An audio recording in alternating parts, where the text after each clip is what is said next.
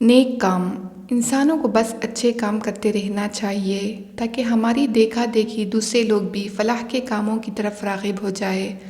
عاصم صاحب نے دکان سے سامان لیا اور دوسرے ہاتھ سے اپنے بیٹے عمر کا ہاتھ تھامے گھر جانے کے لیے مڑے ہی تھے کہ عمر نے سامنے سے آتے ہوئے جلال صاحب کی طرف اشارہ کرتے ہوئے کہا، ابو جی دیکھے بابو چاچا جا رہے ہیں۔ جلال صاحب کی عمر ضعیفی کی وجہ سے جھک گئی تھی اور نظر بھی خاصی کمزور ہو گئی تھی، لیکن اپنے گھر کا سودا سلف خود ہی لاتے تھے۔ عاصم صاحب نے آگے بڑھ کر انہیں سلام کیا اور ان کے ہاتھوں سے سامان کی تھیلی لے کر خود پکڑ لیے۔ باتیں کرتے کرتے انہیں کے گھر تک پہنچا دیا اور کہا، بابو چاچا میں روزانہ دکان جاتے وقت آپ سے پوچھتا ہوا جاؤں گا، آپ کو جو بھی منگوانا ہو میں لا دیا کروں گا۔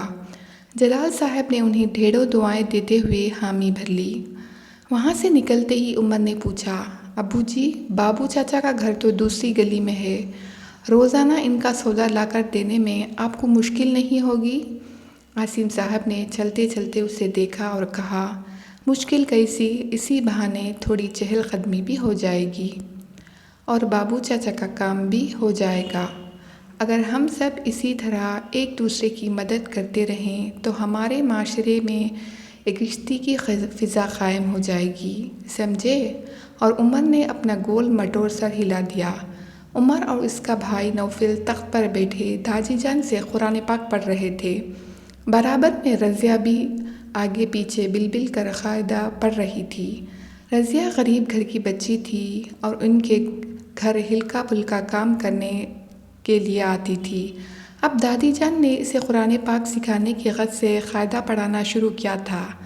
سبق ختم ہوا اور رضیہ اپنے گھر چلی گئی تو نوفل نے سامنے رکھی چائے کی پیالی میں بسکٹ ڈبوتے ہوئے دادی جان سے پوچھا، دادی جان یہ رضیہ باجی تو اتنی بڑی ہو گئی ہیں، مشکل سے سبق یاد کرتی ہیں، پھر بھی آپ انہیں اتنی پیار سے قاعدہ پڑھاتے ہیں؟ دادی جان نے بات سمجھتے ہوئے کہا، بات تو آپ کی درست ہے نوفل میاں، مگر علم کسی بھی عمر میں حاصل کیا جا سکتا ہے، اور قرآن پاک پڑھانا تو ویسے بھی بہت ثواب کا کام ہے، بس ہمیں اچھائی کا کوئی بھی موقع ہاتھ سے نہیں جانے دینا ہے، ٹھیک ہے نا؟ دونوں بچوں نے ایک ساتھ ہاں میں سر ہلا دی۔ امی نے گھر کے کیاروں میں لگے ہوئے سدا بہار کے پودوں میں سے کچھ ٹہنیاں جڑوں سمیت نکالے اور دو الگ الگ گملوں میں لگا دی۔ عمر اور نوفل قریب ہی کھیل رہے تھے۔ امی نے پہلے کو بلا کر کہا، عمر بیٹا یہ گملہ برابر والے قاسم بھائی کو دے آؤ۔ پھر نوفل سے کہا، نوفی تم یہ گملہ سامنے والی طاہرہ خالہ کے گھر پہنچا کر آؤ۔ عمر نے حیرت سے پوچھا، امی جی آپ پڑوسیوں کو پودا دیتے ہیں، کیا ان پودوں سے ہمارا ماحول خوبصورت ہو جائے گا؟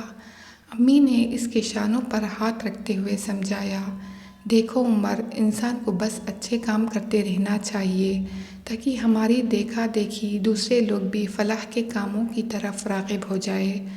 جب بہت سارے لوگ مل کر بے ہود کے کام کریں گے تو ہمارا معاشرہ مثالی ہو جائے گا۔ دیکھو نا تم لوگ بھی تو اپنے گلک میں تھوڑے تھوڑے پیسے ڈالتے رہتے ہو، پھر کچھ عرصے کے بعد وہ تھوڑے تھوڑے پیسے مل کر ایک بڑی رقم بن جاتے ہیں۔ بس اسی طرح ہمیں چھوٹے چھوٹے فلاحی کام متعدد ہو کر ایک جماعت کی شکل میں کرنی چاہیے، اس کا فائدہ دنیا میں بھی ہوگا اور آخرت میں بھی۔ عمر اور نوفل نے یہ باتیں غور سے سنیں اور ایک عزم کے ساتھ سر ہلا دیے۔ نوفل نے کچھ سوچتے ہوئے کہا، امی جی آج سے میں پودوں کو پانی دیا کروں گا۔ عمر فوراً بولا، اور میں دادی جان کے پیر دبایا کروں گا۔ عاصم صاحب قریب ہی بیٹھے اخبار پڑھ رہے تھے۔ انہوں نے کہا، پڑوسیوں کی مدد کرنا بھی نیک نامی ہے، یہ کون کرے گا بچوں؟ دونوں نے ہاتھ ہوا میں بلند کرتے ہوئے نعرہ لگایا، ہم کریں گے ہم کریں گے۔ اگر آپ کو یہ سٹوری اچھا لگا ہو تو پلیز لائک کریں۔